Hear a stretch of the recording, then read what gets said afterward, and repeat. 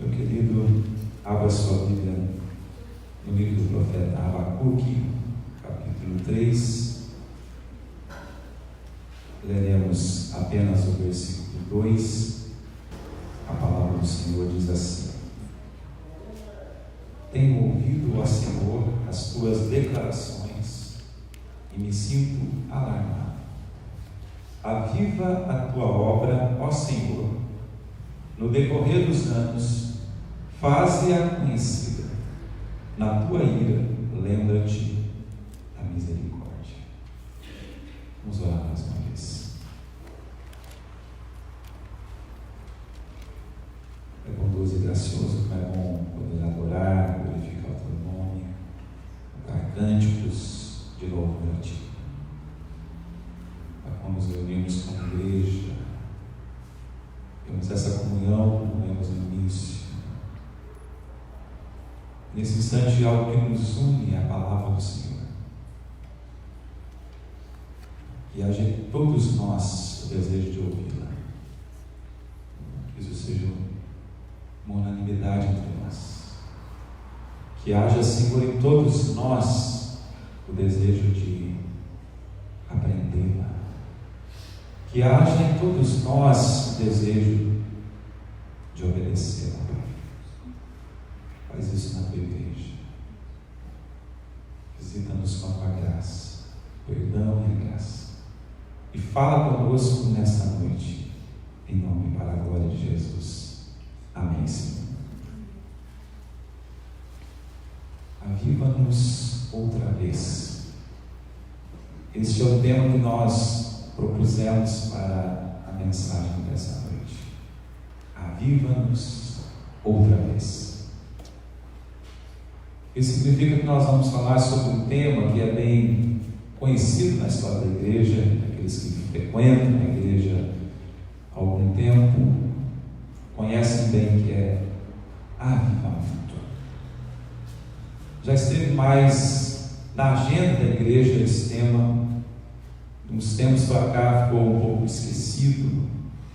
Já foi mais tema de acampamentos, retiros, conferências, congressos, nome até de eventos, avivamento. Nós vamos falar sobre isso nessa noite. Mas quando nós abordamos o tema avivamento, nós estamos falando exatamente de quê? Essa é a primeira pergunta que nós temos que fazer. Eu vou responder dizendo que quando nós estamos falando, propondo um tema chamado avivamento, aviva-nos outra vez, nós estamos falando de uma vida espiritual mais intensa. Isso que nós estamos falando quando nós abordamos o tema do avivamento. Nós estamos falando de uma vida cristã mais genuína. Nós estamos falando de sair da monotonia religiosa que muitas vezes nós entramos. Nós estamos falando de uma consagração mais profunda. Nós estamos falando de um compromisso maior. Nós estamos falando de buscar a plenitude do Espírito Santo em nossas vidas. Nós estamos falando de entrega completa e rendição absoluta. Nós estamos falando de um entusiasmo contagiante. Nós estamos falando de Deus crescer e a gente diminuir. Nós estamos falando de uma vida espiritual não meramente vegetativa, mas verdadeiramente viva. É disso que nós estamos falando quando nós nos propomos abordar novamente o tema avivamento. E quando nós dizemos aviva-nos outra vez, dizendo como o profeta Abacuque, nós estamos dizendo: Deus, faça de novo o que o Senhor já fez no passado. E quando nós olhamos para a história da igreja, nós podemos identificar vários movimentos de avivamento, que nada mais são do que tempos especiais de grande despertamento da igreja. Quando nós estamos falando de grandes avivamentos, nós estamos falando de grandes despertamentos espirituais na história da igreja. Então, logo depois da reforma, por exemplo, vários movimentos de despertamento espiritual ocorreram na Europa, como, por exemplo, o puritanismo, onde estão as nossas raízes presbiterianas. Os puritanos queriam um governo puro, uma teologia pura, uma liturgia pura e uma vida pura. 4 pilares do movimento puritano. Por isso que eles foram chamados de puritanos, e por isso que o movimento ganhou o nome de puritanismo, por causa desses 4 pilares que eles almejavam e defendiam. Nós temos, por exemplo, um movimento de avivamento chamado pietismo, que era uma busca pessoal e intensa de Deus, em contraposição àquela religiosidade que era vivida ali no final da Idade Média. Nós temos, por exemplo, o chamado despertamento evangélico inglês, movimentos em que homens famosos na história da igreja, para quem estuda a história da igreja, como George Whitefield e como John Wesley, foram os principais expoentes desses movimentos. Estava falando da Europa.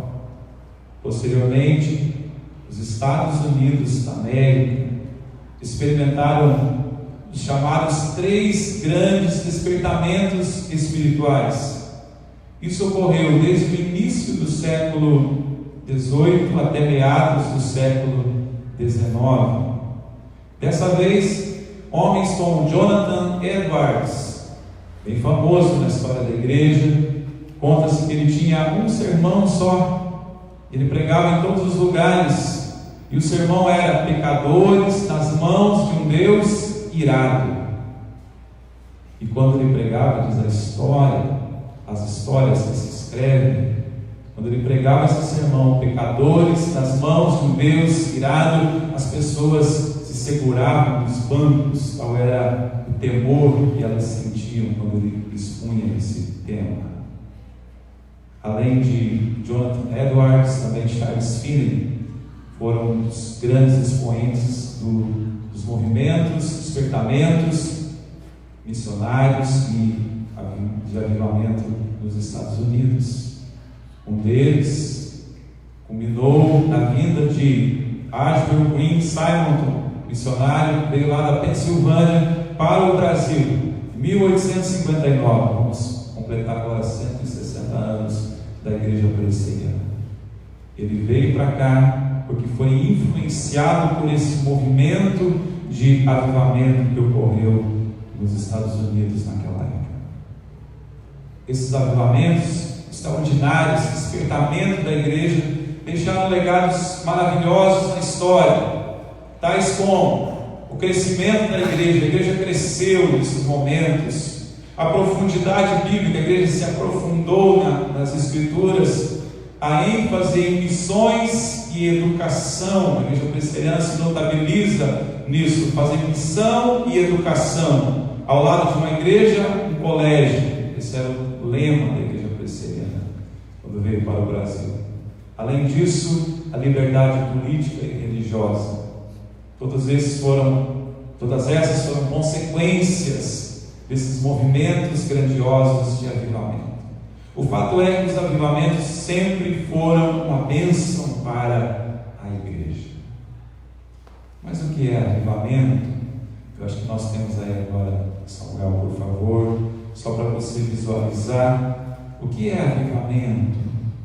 Definição aqui de 2 servos de Deus, o primeiro do K.J. Hartman: a restauração do povo de Deus. O que é avivamento? É a restauração do povo de Deus após um período de indiferença e declínio. E segundo o outro autor, C. Altrey, é a reanimação daqueles que já possuem vida. Então, é quando a igreja passa por um declínio e daí ela tem uma renovação, uma restauração. Isso é chamado de avivamento. É quando aqueles que já possuem vida, mas não estavam tão vivos assim, estavam um pouco vegetativos em sentido espiritual, são reavivados, renovados. Isso é avivamento. Então, quando nós tomamos conhecimento dessa história, que eu acabei de escrever aqui rapidamente para vocês, tem tantos detalhes tão lindos, tão maravilhosos. Mas quando nós tomamos conhecimento desta história tão linda da igreja lá no passado, esses movimentos extraordinários de avivamento que produziram crescimento da igreja, profundidade bíblica, missões, evangelização, transformação da sociedade, nós podemos lamentar dizendo: que pena que nós não vivemos nesses momentos da igreja. Como eu gostaria de estar sentado lá para ouvir o sermão, ainda que tivesse que me agarrar no banco de Jonathan Edwards, pecadores na mãos de Deus irado. Como eu gostaria de ter ouvido uma mensagem de Charles Finney, que era um grande pregador. Nós poderíamos lamentar e dizer: que pena que não vivemos esses momentos outrora extraordinários do passado da igreja. Que pena que não participamos desses grandes movimentos.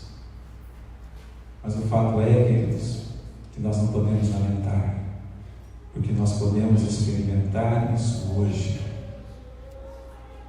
Nós precisamos buscar isso hoje. E o que precisamos fazer para que o verdadeiro avivamento aconteça? Eu diria que essa resposta não é simples. Eu fiz uma pergunta: o que precisamos buscar para que o verdadeiro avivamento aconteça?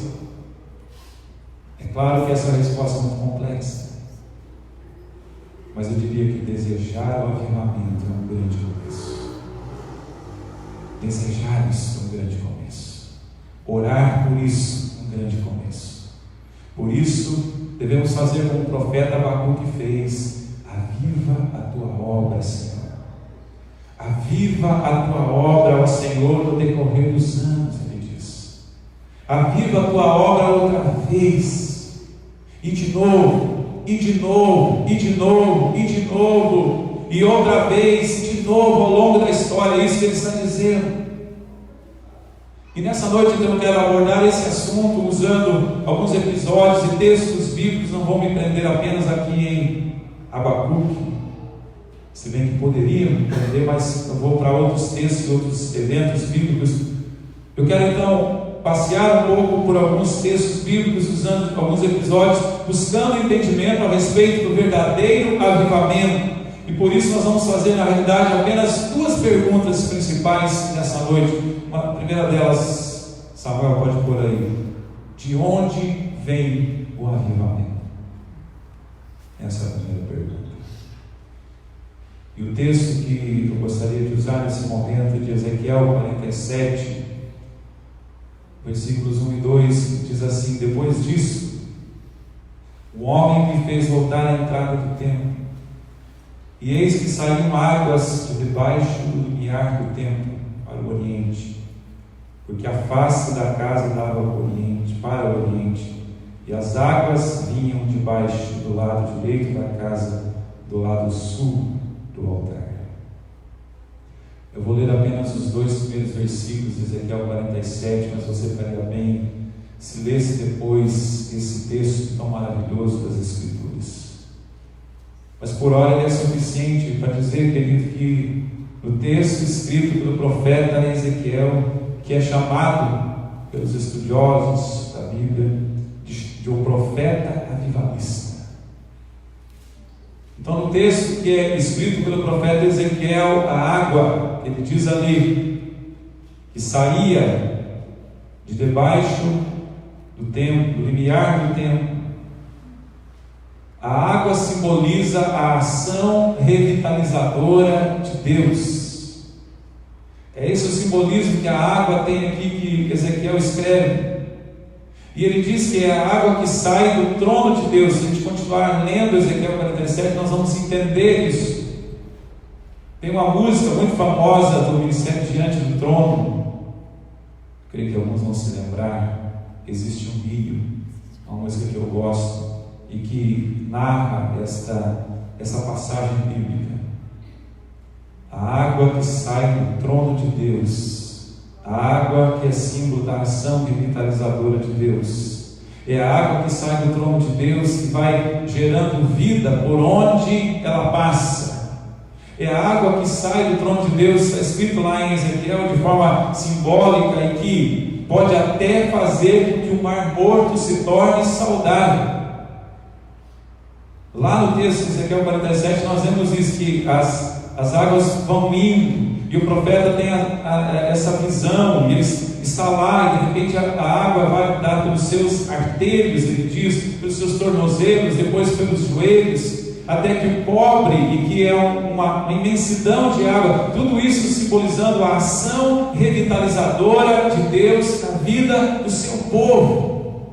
As águas que saem do trono de Deus, que correm e que vão gerando vida por onde passam. E no Novo Testamento aí nós vamos entender que a água é o Espírito Santo, o Espírito Santo de Deus. Mas o interessante é que essas águas saem do santuário. Isso nos possibilita então responder a pergunta: de onde vem o verdadeiro avivamento? Ele emana do próprio Deus, emana do próprio trono de Deus. Isso significa que o avivamento vem de Deus. O homem não é capaz de fabricá-lo, o homem não é capaz de produzi-lo. O homem pode fazer tentativas de avivamento, mas no máximo teremos um ativismo sem vida. O homem pode produzir barulho e movimento, mas não pode produzir verdadeiro avivamento espiritual. O avivamento forjado pelo homem, queridos, gera celebração, mas não gera santificação de vida. Produz emoção, emociona as pessoas, mas não coloca as pessoas em missão. O avivamento forjado pelo homem promove novas ondas, como nós temos visto por aí, mas não gera novidade de vida. O avivamento forjado pelo homem centraliza o próprio homem e marginaliza Deus. O avivamento forjado pelo homem legitima a experiência e banaliza a palavra de Deus. A experiência, o que eu sinto, passa a ser mais importante do que está escrito nas Escrituras. Mas esse não é o verdadeiro avivamento, não é o avivamento que vem de Deus. Meus irmãos, nós precisamos buscar o avivamento que vem dos céus, nasce do trono de Deus. Esse avivamento mudará primeiro o nosso coração, mudará também a nossa cosmovisão, a maneira como nós enxergamos as coisas, a maneira como nós enxergamos o mundo. Gerará uma genuína devoção ao Senhor e nos impulsionará para a missão. Veja 4 coisas: transforma o nosso coração, muda a nossa cosmovisão, gera uma genuína devoção, nos coloca prostrados diante de Deus, e aí nos faz levantar e nos impulsiona para a missão. Essas são as marcas do avivamento que vem de Deus. A segunda pergunta que nós vamos fazer, e depois escrevê-la, é: o que o avivamento produz? Então eu respondi: de onde vem o avivamento? Que procede de Deus. Essa simbologia da água que sai do trono e que vai gerando vida por onde passa, que no Novo Testamento nós sabemos que é o Espírito Santo de Deus que está sobre nós, que está conosco e dentro de nós. Mas a segunda pergunta é: o que o avivamento produz? O que ele faz? Quais as consequências? Quais os resultados que o avivamento traz? E uma boa maneira de nós identificarmos a legitimidade e a genuinidade de um avivamento é perceber os seus frutos. É o que Jesus falou lá no Sermão do Monte: pelos frutos nós conhecemos a árvore. Então, quando nós olhamos os frutos e percebemos os frutos verdadeiros, então nós podemos concluir: esse é um avivamento que vem de Deus. Mas o que o verdadeiro avivamento produz? Eu vou dizer 4 coisas que vão aparecer. Primeiro, o avivamento produz quebrantamento pessoal. Esse é o primeiro fruto de um verdadeiro avivamento. Ele produz quebrantamento pessoal. Veja só o texto que está ali de Joel, capítulo 2, versículos 12 e 13. Diz assim: convertei-vos a mim de todo o vosso coração, isso com jejuns, com choro e com pranto. Rasgai o vosso coração e não as vossas vestes. Presta atenção no que a Bíblia está dizendo para nós. Diz assim: convertei-vos a mim de todo o vosso coração. São palavras fortes do profeta Joel, muitos anos antes de Jesus Cristo vir. Ele diz: convertei-vos a mim de todo o vosso coração, e isso com jejuns, com choro e com pranto. Rasgai o vosso coração e não as vossas vestes. O que é esse rasgar o coração e não as vestes? Porque naquele tempo havia esse costume, diante de uma calamidade, de uma catástrofe, de uma tragédia, de uma notícia ruim, as pessoas que faziam, rasgavam as suas vestes. E que o Joel está dizendo: olha, não rasguem as vestes, rasguem o coração, chorem na minha presença, planteiem na minha presença, façam um jejum. O verdadeiro avivamento, que eles começam com arrependimento, quando a igreja se prostra arrependida diante de Deus, quando as pessoas se prostram arrependidas diante de Deus. Segundo o reverendo Hernandes Dias Lopes, que dispensa comentários, entre aspas, citando literalmente reverendo Hernandes: o povo de Deus anda com os olhos enxutos demais. Como que você recebe uma frase como essa? O povo de Deus anda com os olhos enxutos demais. Isso é verdade. Nós choramos ao final de um filme, mas não choramos mais na presença de Deus. A gente vai ficando mais velho, também chorando. Eu não sou muito de chorar, né? Mas ultimamente tenho chorado até no final da Toy Story. E isso, porque a Maria Helena agora está na onda do Toy Story. Ela assiste o 1, o 2 e o 3. O 4 ela não foi ainda, então ela pode entrar no cinema. Mas ele está terminando o 3 lá naquela cena final que eu gosto bastante. Eu fico parado lá. E às vezes eu vejo que eu estou quase chorando. Nós choramos ao final de um filme, queridos, mas não choramos mais na presença de Deus. Nós choramos quando o emprego não dá certo, mas não choramos mais na presença de Deus. Nós choramos por causa da reprovação do vestibular, que seja nosso, dos nossos filhos, de um parente, mas não choramos mais na presença de Deus.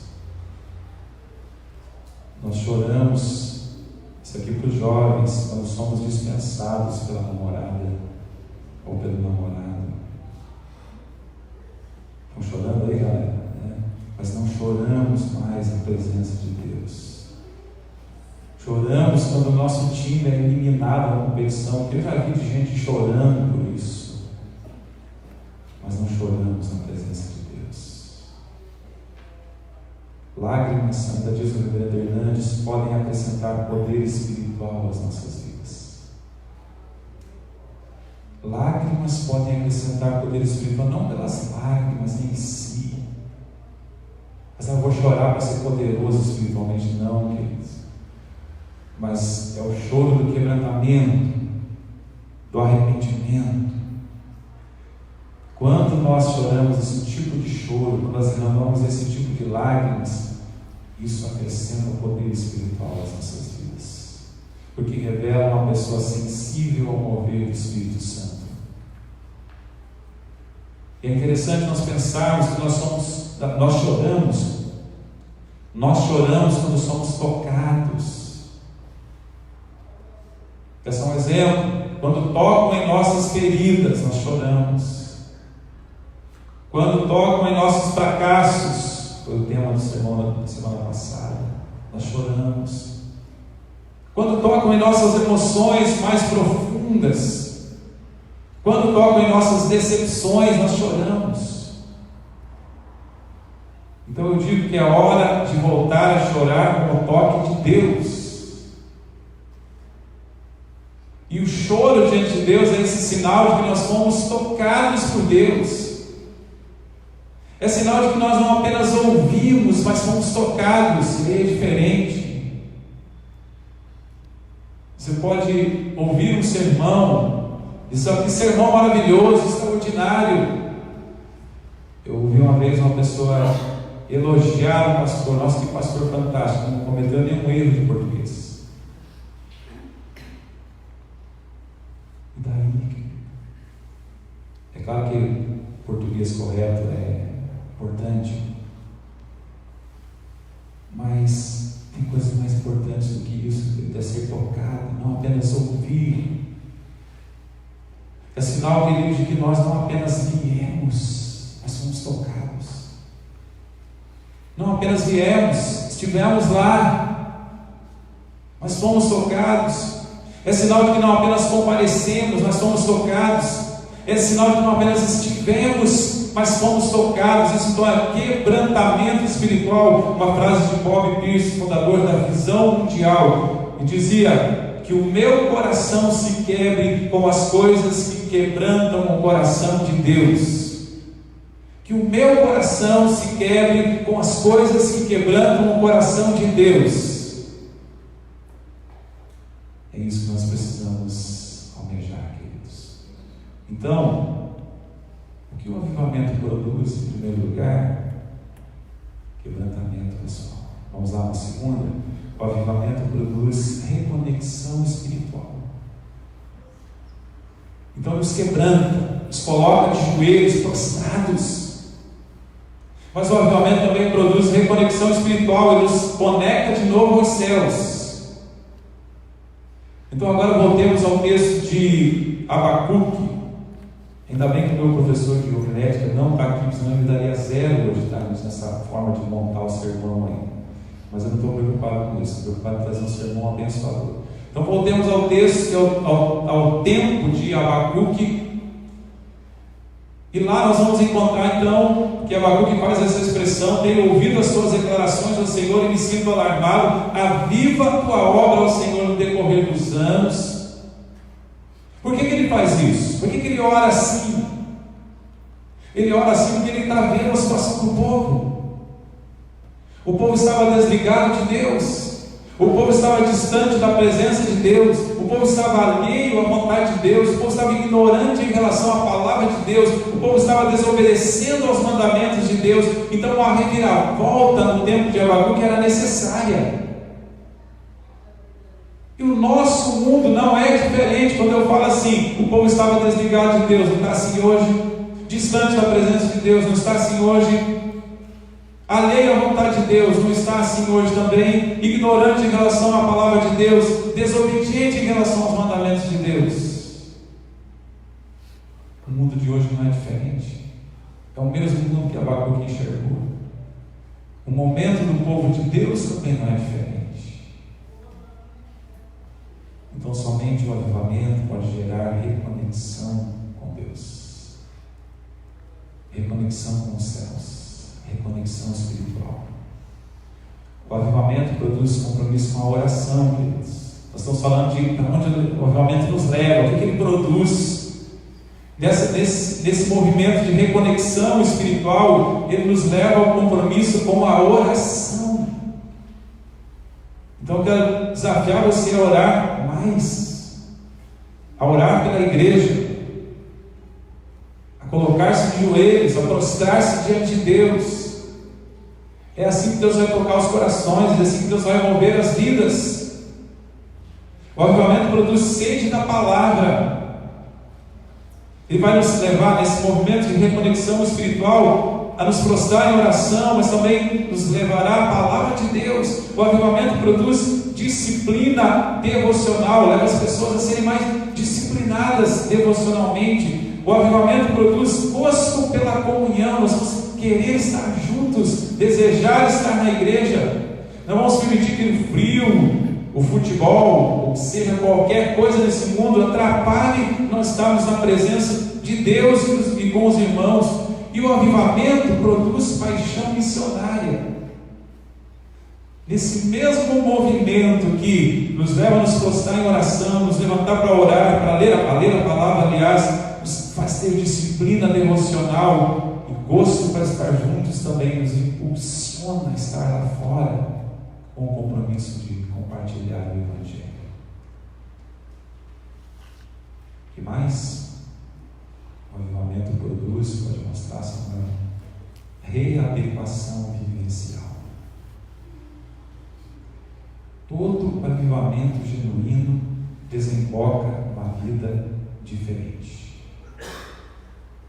O avivamento que nos conecta com os céus também exige de nós uma vida santa na terra. O avivamento verdadeiro deve produzir transformações profundas. O avivamento que não muda a vida não é verdadeiro avivamento. O avivamento que não traz as pessoas para a reunião de oração não é verdadeiro avivamento. O avivamento que não tira as pessoas da frente da televisão. Puxa, a televisão não gosta tão antigo, né? A gente tem acesso demais. Não tira as pessoas da frente da conexão com as redes sociais, não é verdadeiro avivamento.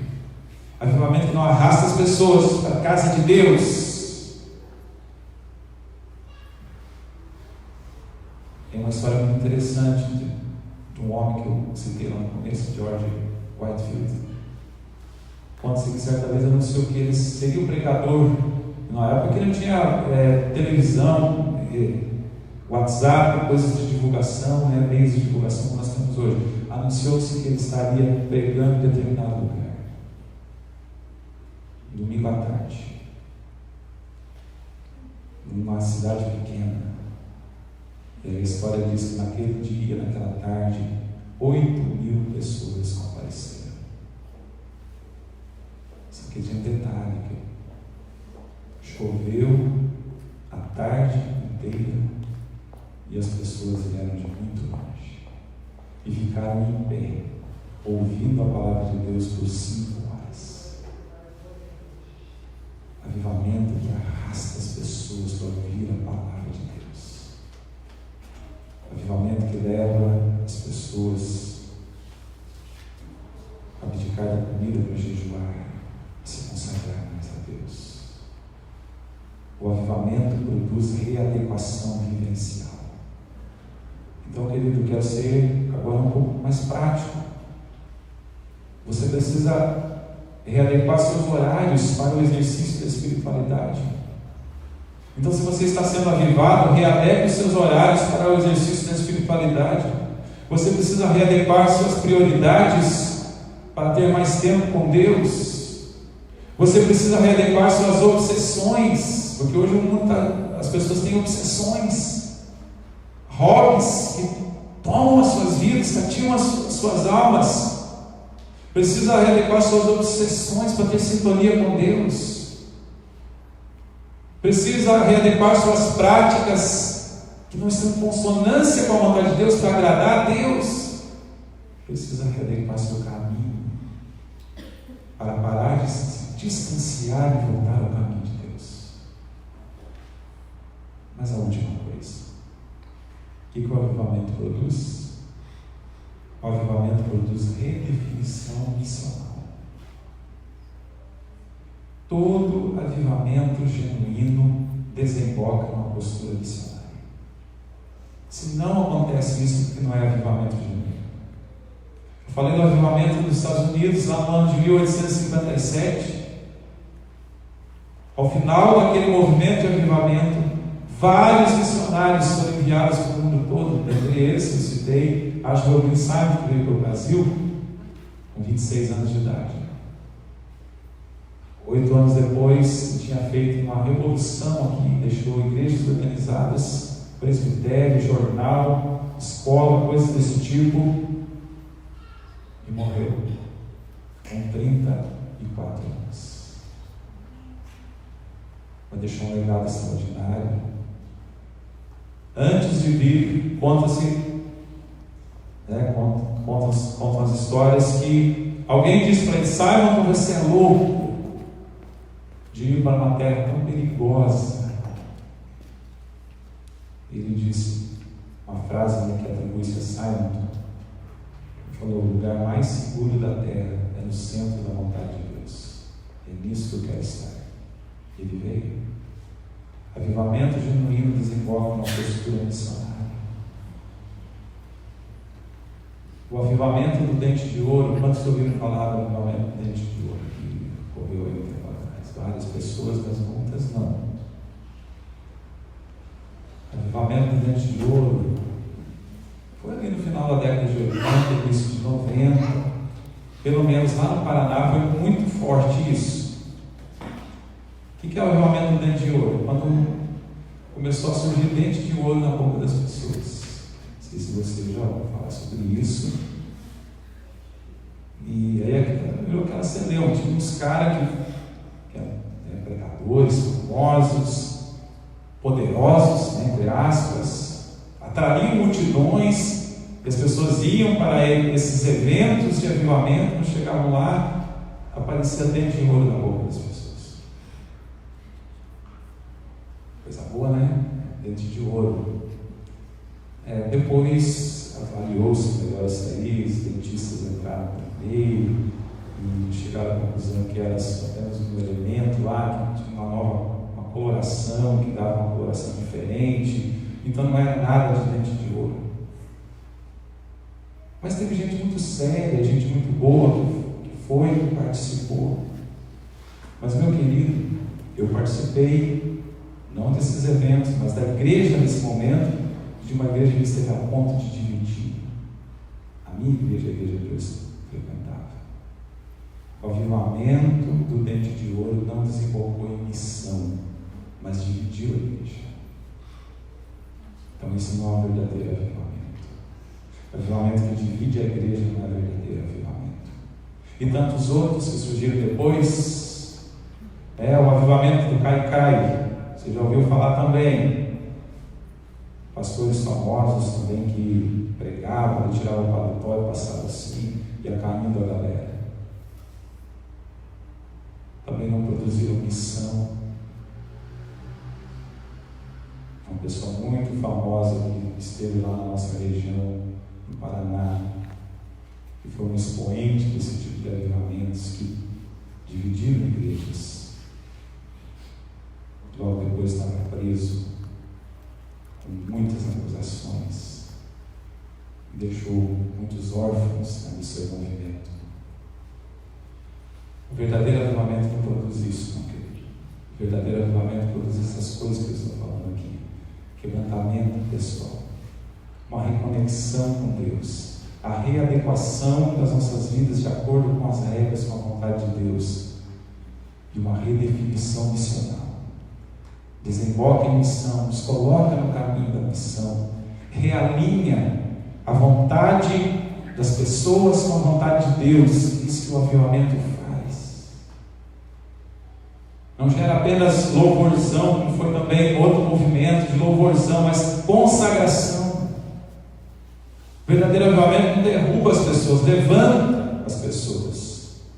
O verdadeiro avivamento não apenas emociona, mas envia as pessoas. O verdadeiro avivamento não apenas inflama os corações, mas mobiliza os pés para o engajamento missionário. O mundo pode ser melhor, querido. A pergunta que eu faço, quase que do nada, mas ela tem a ver com o nosso tempo. O mundo pode ser melhor? A resposta é sim. Sabe como? Com o avivamento da igreja, com o avivamento dos crentes. O mundo pode ser melhor se a gente estiver avivado, coração renovado, entusiasmado por Jesus, e for um agente de Deus nessa terra, e o mundo será melhor. Florianópolis, que hoje pela manhã nós falamos, é a 26ª capital no número de evangélicos. Ali na casa dos 10%. Só ganha de Porto Alegre. Perde para todas as outras. Florianópolis certamente sentiria a diferença se cada pessoa, as igrejas, nós vamos falar de nós aqui, saíssem com os corações inflamados, com o compromisso de influenciar positivamente lá fora. Aviva-nos outra vez, terminando. Esse deve ser o nosso anseio, esse deve ser o nosso grande desejo. Aviva-nos outra vez. Precisamos orar, queridos, para que sejamos fortes, vibrantes, entusiasmados, fervorosos. Aviva-nos outra vez para que sejamos também limpos, puros, santos, consagrados. Aviva-nos outra vez para que sejamos unidos, amorosos, colaboradores, compassivos. Aviva-nos outra vez para que sejamos intrépidos, ousados, corajosos, destemidos. Aviva-nos outra vez para que sejamos firmes, zelosos, coerentes, determinados em viver a palavra de Deus. Aviva-nos outra vez para que sejamos envolvidos, apaixonados pela obra de Deus e pelo Deus da obra.